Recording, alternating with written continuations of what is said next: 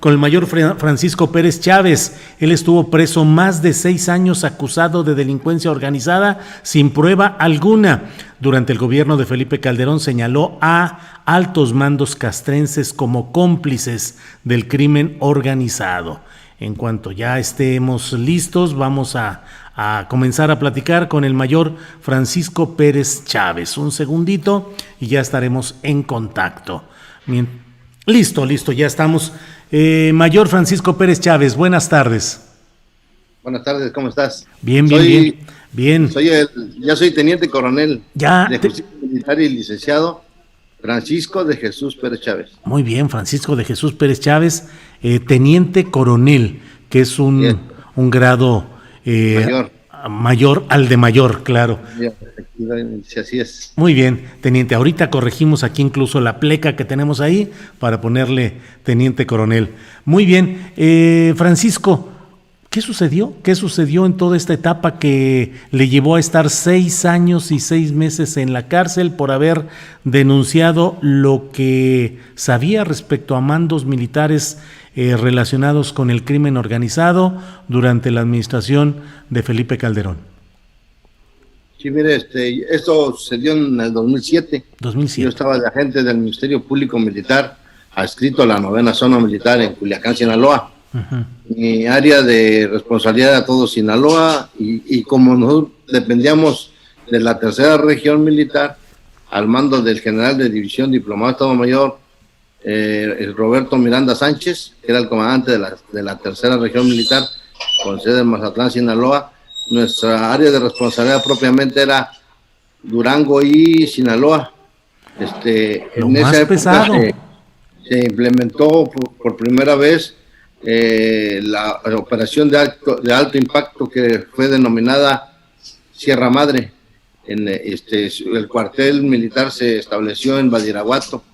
De ahí yo fui propulsor del aseguramiento de aproximadamente 200 avionetas, todas no contaban con papeles, aseguramos vehículos, propiedades, ranchos, personas, en todo 2007.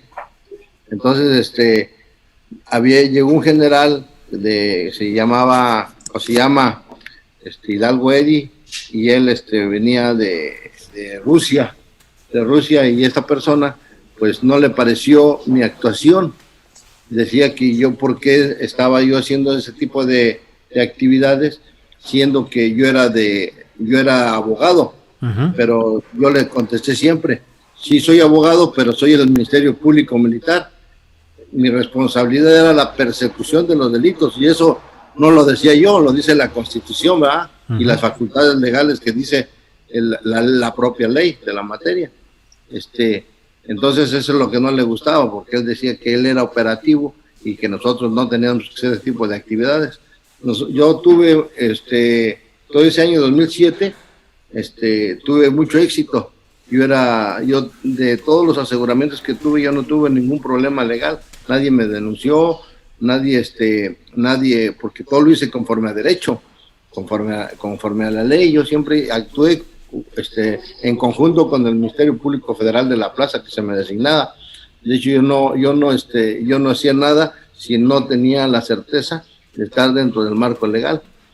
El general no le gustó y me empezó a decir que pidiera mi cambio, o que me fuera de la plaza, que pidiera mi cambio de la plaza, porque a él no le gustaban esas actividades. Él fue denunciado públicamente por un periódico, creo que fue el diario El Imparcial de Sinaloa, y él dicen que él estaba ligado al cártel de los Zetas ahí en Querétaro. Lo ligaban con un individuo, hubo un desplegado, y él, todas sus operaciones se dedicaba a saquear las casas que aseguraban, robos, etcétera. Y fue cuando yo me enemisté con él, y él ya me tenía, ahora sí, como se dice, de encargo, ¿eh? Entonces, ya fue en la detención de Alfredo Beltrán Leiva Salios El Mochomo, que fue el 21 de enero del 2008, que lo detienen en Culiacán, y a los 5 días me detienen a mí, me detiene la aceido propiamente, me ponen a disposición del aceido solamente con una hojita que decía mi nombre, una hojita, y con eso bastó para imputarme delitos de delincuencia organizada y contra la salud.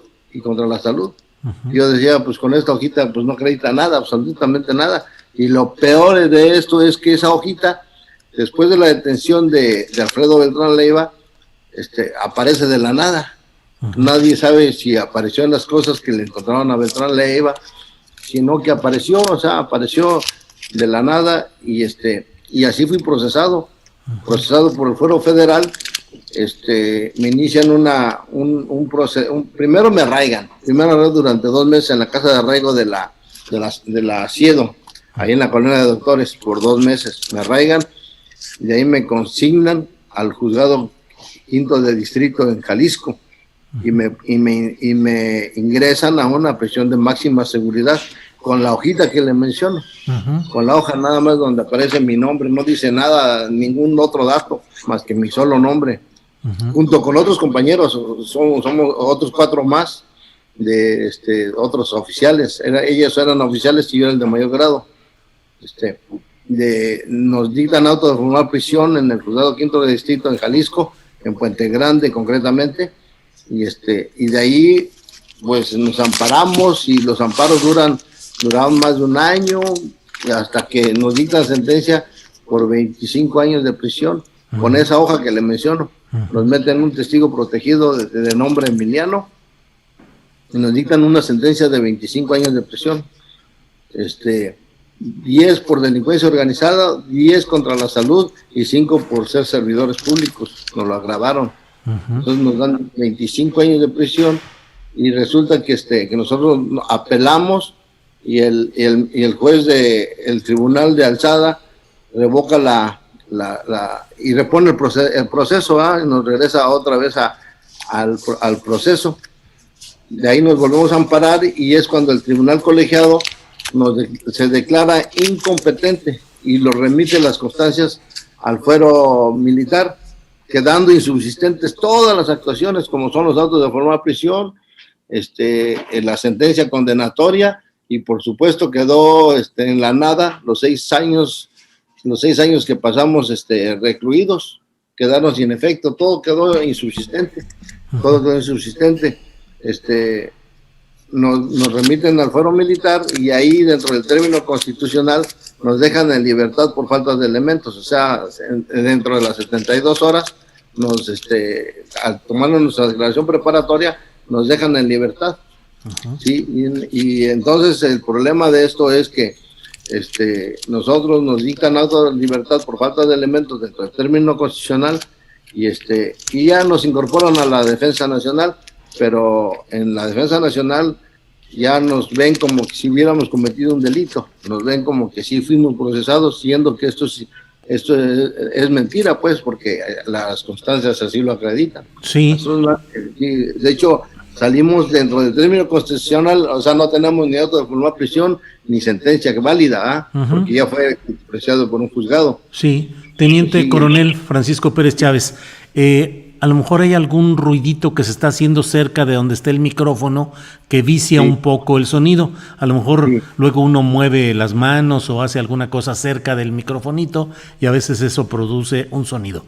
Pero le quiero preguntar, teniente coronel, ¿a qué se debió finalmente todo esto? ¿Cuál fue el motivo de todo este proceso en contra suya? ¿Cuál fue el móvil? Mire, el móvil fue una declaración que hizo Felipe Calderón Hinojosa cuando era presidente constitucional. Él declara que hace la guerra al narcotráfico, y establece la operación limpieza. Y no sé si se recuerda usted de esas declaraciones de él. Sí. Nosotros fuimos los primeros servidores públicos que nos procesaron por órdenes de Felipe Calderón. Él fue el que ordenó esa operación limpieza, y nosotros fuimos los primeros servidores públicos que en base a esa orden, porque fue una orden presidencial, el mando militar para justificar que en el medio militar no existían, ahora sí, como delincuentes. Con nosotros se justificó, le comento yo, nos procesan con esa hojita, es una hoja que nomás viene nuestro nombre, no dice otra cosa más que nuestro nombre, y lo peor es que nadie sabe quién la elaboró, ni de dónde salió, nada, absolutamente. Entonces ese fue el problema, y nosotros le atribuimos que Felipe Calderón, en base a esa declaración que hizo de Operación Limpieza, nos instruyeron este procedimiento ilegal, arbitrario, y que se cometió tortura, pues. ¿Por qué? Porque nos procesaron sin prueba alguna, sin ninguna prueba legal alguna que justificara esta detención ilegal. Ahora Felipe Calderón ha señalado ante los medios de comunicación los señalamientos que se le hacen. Él sí exige pruebas. A nosotros nos metieron sin ninguna prueba y nos metieron durante 7 años, porque todavía apelamos, después de que nos dictaron nuestra libertad, el Ministerio Público apeló y duró más o menos otro año más la apelación. Estábamos en la incertidumbre jurídica. Entonces fueron más de 7 años que estuvimos en este problema. Y Felipe Calderón, ahora, de las imputaciones que le señalan, él exige pruebas, que si hay pruebas en su contra, que procedan. Pero él contra nosotros sí nos procedió sin ninguna prueba. Eso es lo ilógico, ¿verdad? Lo ilógico. Aquí también está inmiscuido Eduardo Medina Mora. Él fue el que ordenó que nos consignaron sin pruebas. Los jueces federales que nos procesaron sin ninguna prueba. Ellos nos dictan auto de formal prisión sin ninguna prueba. Entonces, pero en base a la orden de Felipe Calderón. Y los mandos militares acataron esa orden y nos meten a la cárcel sin ninguna prueba. Ese es el problema. Y está documentado. Eso es lo que yo le atribuyo.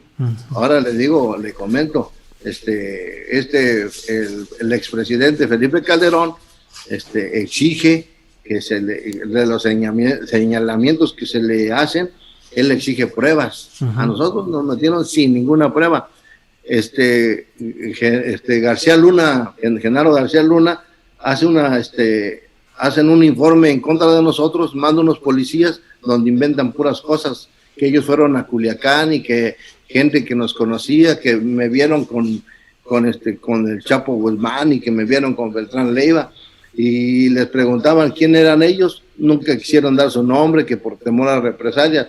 Eso fue policía de Genaro García Luna, que los mandó, hicieron un informe policiaco, ese informe policiaco se llamó modus vivendi de mí. Entonces mandaron unos policías, un hombre y una mujer, y según ellos le preguntaron a los vecinos donde detuvieron a Beltrán Leiva, y ellos, los vecinos, le mencionaron que yo llegaba a ver a ellos, al cartel de Sinaloa. Fueron puras mentiras, y Genaro García Luna se prestó a ello. Se prestó Eduardo Medina Mora, le digo, se cometieron actos de tortura en nuestra contra, porque fueron 7 años en un proceso, 6 años y medio recluidos en prisiones de alta seguridad, y hasta la fecha seguimos padeciendo, bueno, al menos yo, problemas de que las autoridades nos ven con recelos. Ya como caímos a la cárcel, ya dicen que ya somos delincuentes. Yo estoy tratando de ingresar a otra dependencia federal, pero pues ya no me aceptan bien porque piensan que yo soy, mejor dicho, porque saben que yo estuve recluido, y no saben las consecuencias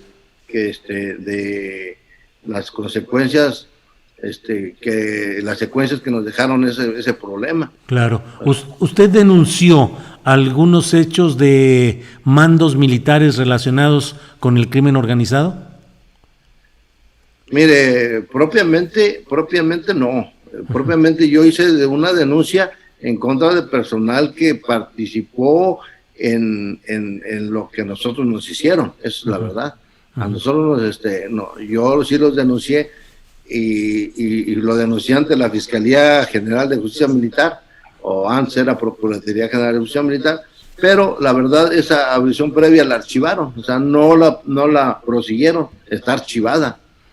A mí cuando me detienen me robaron mi vehículo, me robaron dinero, me robaron documentos, me robaron varias cosas, pues, armas y mis computadoras de lo que yo trabajaba.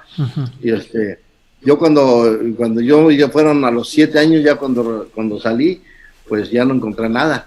Sí. Y eso lo denuncié y nadie, ninguna autoridad, ni la Comisión Nacional de los Derechos Humanos, ni la Fiscalía General de la República, ni la militar, pues la verdad que todos hacen caso omiso a mis denuncias. Sí. Ya la que yo hice documentada ante la Fiscalía General de Justicia Militar, ya la archivaron. Sí. Le pregunto esto porque en el reportaje de Proceso, la reportera Patricia Dávila señaló que usted había denunciado vínculos del crimen organizado con ciertos mandos, y en ese sentido es por lo cual le pregunto, ¿por qué se fueron contra ustedes? No, mire, yo pienso que está mal interpretada. El problema fue de que ese reportaje yo recuerdo porque ella me lo hizo adentro de la prisión cuando yo estaba en Mazatlán. Ella me hizo ese reportaje. Entonces yo le hice comentario de la denuncia que recibió públicamente el general Hidalgo Eddy en el periódico. En el periódico. Él sí estaba relacionado con el crimen organizado por esa denuncia, y yo se lo mencioné a Patricia Dávila.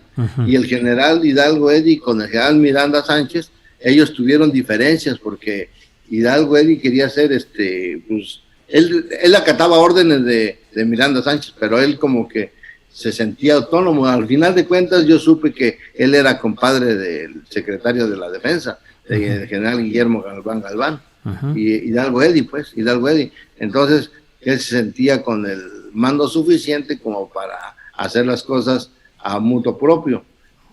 Yo le comenté a esta Pati Dávila que este general había sido denunciado, inclusive hay en el periódico El Imparcial de Sinaloa,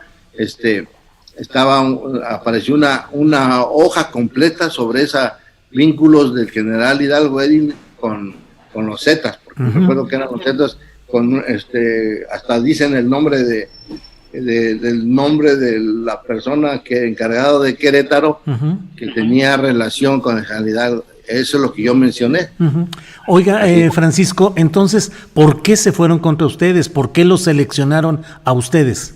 Mire, yo le atribuyo a la declaración que hizo el expresidente Felipe Calderón. ¿Y por qué conmigo? Porque el general Hidalgo Eddy tuvo una diferencia. Yo le comento que yo hacía los operativos ordenados por el mando, que en este caso venía siendo mi general Roberto Miranda Sánchez, y él no le pareció eso. Entonces, aprovechando que el presidente emitió esa orden de la operación limpieza, a nosotros fuimos los chivos expiatorios para probar para probar que en el ejército estaban haciendo una limpieza. Ahora, el general Hidalgo Eddy llegó a Sinaloa con el propósito supuestamente, porque hasta salió en los periódicos, que él iba a detener al Chapo Guzmán, que esa era su misión, y él no hizo nada en contra del Chapo Guzmán. Y yo sí hice en contra del Chapo Guzmán, hice muchas cosas. Yo hice aseguramiento de casas, de ranchos, de avionetas, de vehículos. Eso es lo que no le pareció a él. A él no le pareció que yo sí estaba dando resultados, y fui reconocido por las diferentes autoridades de ahí del estado, porque me decían, oiga, pues usted sí está trabajando. Y yo les metía trabajo diario. Y el general Hidalgo Eddy no le gustó ese trabajo, y fue que me inventaron, porque yo le estoy comentando a usted que cómo es posible que nos hayan procesado por una sola hoja, y que nos hayan acreditado 2 delitos, el de delincuencia organizada y contra la salud. Dígame Sí. usted está, Claro. por sin ser abogado y a mayoría de razón, ¿qué le puede decir una hoja? Claro. Francisco, ¿y Sí. usted está dado de baja en el ejército?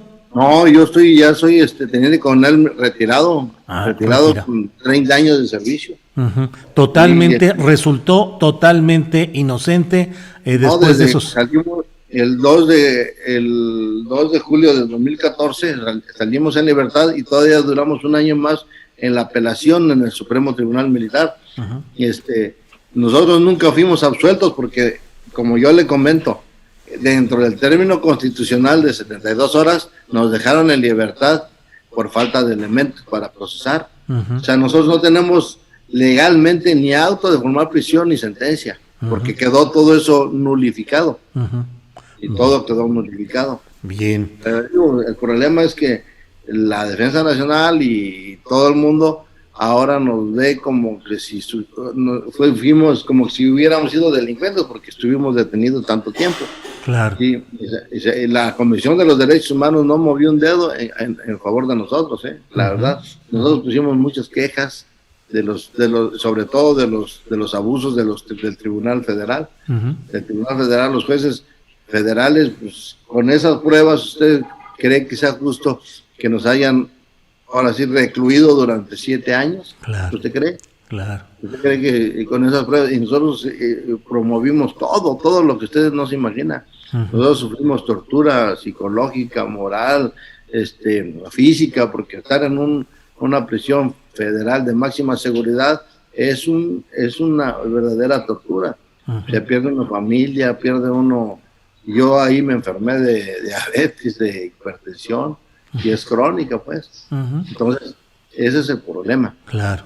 Teniente Coronel Francisco de Jesús Pérez Chávez, pues muchas gracias por esta oportunidad de tener su testimonio y pues seguimos atentos a lo que suceda. Muchas gracias, teniente. Gracias, sí, hasta luego. Gracias.